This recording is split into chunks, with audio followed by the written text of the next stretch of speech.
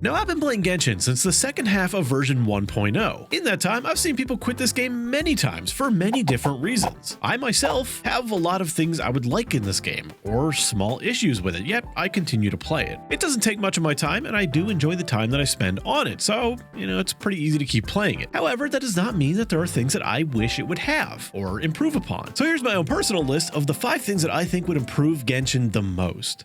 Let's get one of the most boring ones out of the way. And yes, this is a Honkai Star Rail feature. We're all tired of hearing about it on both sides of this probably, but the ability to replay old events. Genshin has had a long time to amass events, a lot longer than Honkai Star Rail has, and the ability to play old events would not only add a lot of evergreen content for both new and existing players to go on breaks to do, it would also give players a lot more chances to interact with the characters they love, or even potentially get attached to characters that they didn't know they liked. It's really a win-win for everybody. Players who love the story and play this game for the dialogue, which I think is actually a vast majority of players, would have more of that content to do, especially if they missed one. And Hoyoverse, the company that wants our money, would get more people being attached to characters and wanting to pull for them. Because it's very common for someone to not really want a character until they see them in the story quest. And just like in Honkai Star Rail, they can make it so events have limited time rewards, things that actually reward the players that are actively doing the event as it is live. And someone who comes in later misses out on those rewards, but they can still do some of it and get something out of it. The only real downside that I can think of to a system like this is perhaps maybe in the current state of the game, they actually delete some older cinematic files and cutscenes and stuff from the old events to help keep the file size of the game down, which is already quite a gigantic game. However, I think most people would agree that that is probably a worthy sacrifice for the sheer amount of content that would add back into the game. I mean, imagine if you could just go play Wind Trace at any time, or any of the combat events that actually add more difficulty to the game than even the Spiral Abyss has. Yeah, it might take away a bit of what makes those events rerunning special, but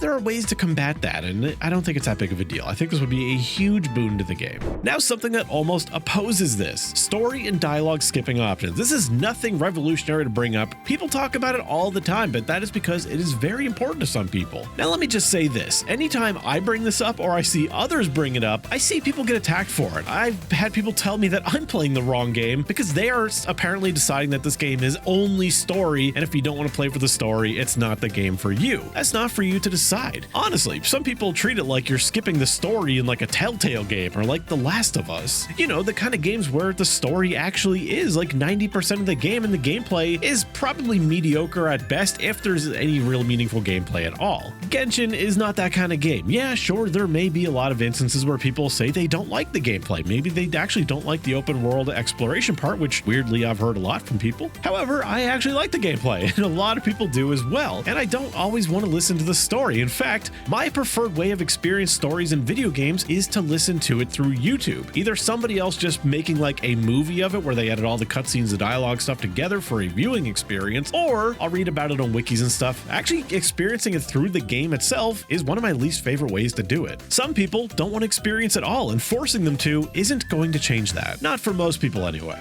All a skip option does is allow people who don't really care about the story at all to enjoy the game the way they want to enjoy it. Even if they did add a skip button and you don't like the idea of it, well, surprise, you don't have to use it. In my opinion, there's really no good argument against a skip button. If you don't like it, you don't have to use it. And if you're afraid that it's accidentally going to be clicked and skip something you didn't want to skip, you can easily just add 1 or 2 confirmation boxes. Hell, add 5. It doesn't really matter to me because that'll still be a lot quicker than enduring a lot of dialogue you've either already seen on an alt account or just don't care about in the first place. On to a more exciting one, at least in my opinion. This is something that is really near and dear to my heart. Character customization. Not appearances, not like equipping gliders on them and changing the color of their outfit. As nice as that would be, that's not what I'm talking about. I mean ways to make a character your own, make it function in the way you want to function. For example, Xiao has several different artifact sets that he can equip. None of them actually change the ways he plays. He just does his damage a little bit better than maybe another one. As for weapons, it's more of the same. Certain weapons are just strictly better than others for DPS. Maybe they help your energy and that does help your gameplay a little bit, but ultimately the goal is still the same. Have his burst up as much as often and just plunge. What I want is something akin to World of Warcraft talent trees or skill trees, whatever you want to call them. Just a standard tree of passive nodes or, big nodes that either add new functionality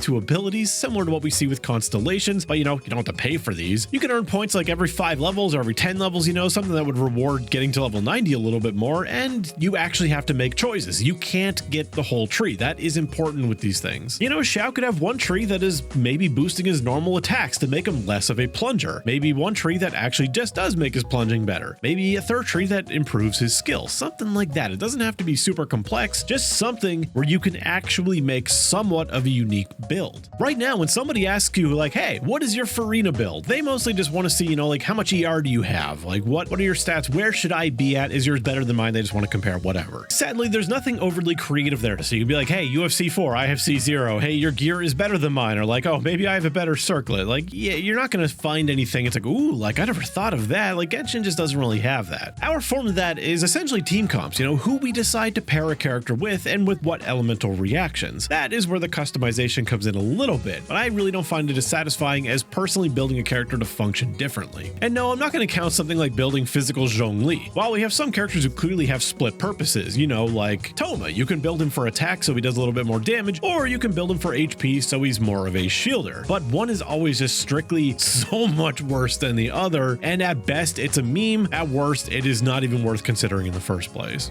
The downside of this option is, oh my god, it would be so much work to develop like 70 plus skill trees and actually make everyone interesting. Sad thing is, the nail in a coffin for a suggestion like this is constellations. This definitely steps on the toes of that a little bit and kind of makes sure that it will never exist, despite the fact that I think that this would probably be one of the best additions to the game. For this next suggestion, I have to first say something both regarding the last one and this one. These are both hypothetically increasing the power of our characters significantly, but I think we have to let go of the idea that Genshin is ever going to be a challenging game and instead just go towards power fantasy. And with that, my next idea is 6-star artifacts. Hear me out. Okay, don't freak out. I don't mean replace all your 5 stars. Instead, I mean get an entirely new piece at an incredibly low drop rate. I mean like 0.25% chance or less. My concept for a 6-star artifact is an artifact that is called a Prismatic Artifact. This is meant to fill that dopamine gap where, you know, we don't really have anything that we actually find in-game that gives us like a huge rush. You can find a really good 5-star artifact, but it's just, honestly, it's not as exciting, especially when you have a ton of artifacts from years of farming.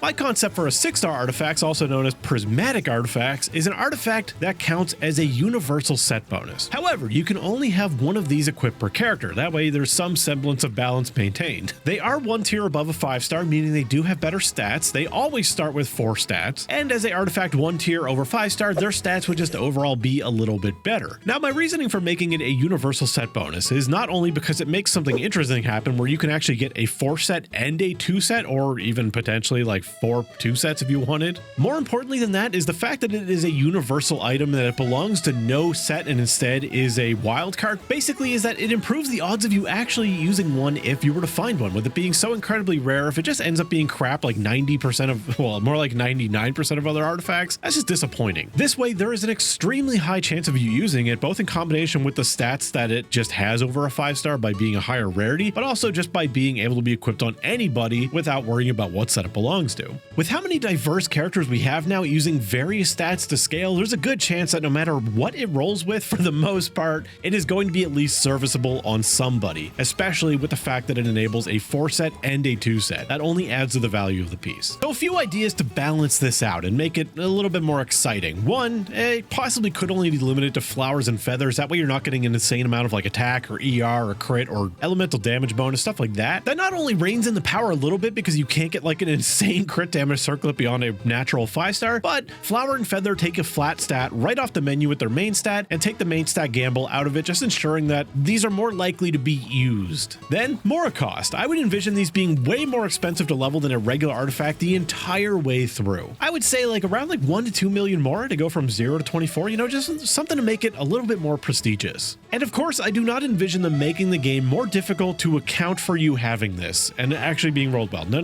It would just be extra power on top of the difficulty of the game, is again leaning more towards power fantasy and just giving up on the idea of Genshin being a super challenging game, because I don't think it's ever going to happen. That being said, this would not be an honest opinion of mine if I didn't say that, well, the game does need more endgame. Look, it doesn't need to be super challenging. It doesn't need to be like Spiral Abyss but on roids, or just more floors of Spiral Abyss. I don't really think a lot of people would want that. Most of us likely just want more to do. Star Rail did that with something like Pure Fiction that is, in my opinion, by no means harder than the Memory of Chaos, but it is just something else to do, and it also rewards other types of characters. That part isn't exactly really going to translate to Genshin very well because Spiral Abyss already does that. Sometimes we have more AoE ones, sometimes we have more single target ones. We just don't have that problem like Star Rail did. We have had so many different events that have had really nice combat templates, giving us like roguelite buffs where, our characters get stronger along the way. Give us buffs that the Spiral Abyss or nothing else will ever give us, like an insane amount of attack speed, ridiculous energy regeneration, cooldown reduction even in some cases. Would turning that into like a weekly or bi-weekly feature take away from the events a little bit? Yeah, a little bit. Would it matter? Yeah, I don't think so. I think the gain is worth the loss in that case. And while this isn't really officially endgame and it doesn't actually impact much, is add more world levels. I've said it before, I'll say it again, and I will continue to say it until it finally happens. I just don't want the Abyss and maybe a couple domains to be the only place where monsters will live long enough to do like anything on them. The option is already there to decrease it if people don't like that increased difficulty. You don't have to add any insane rewards for it,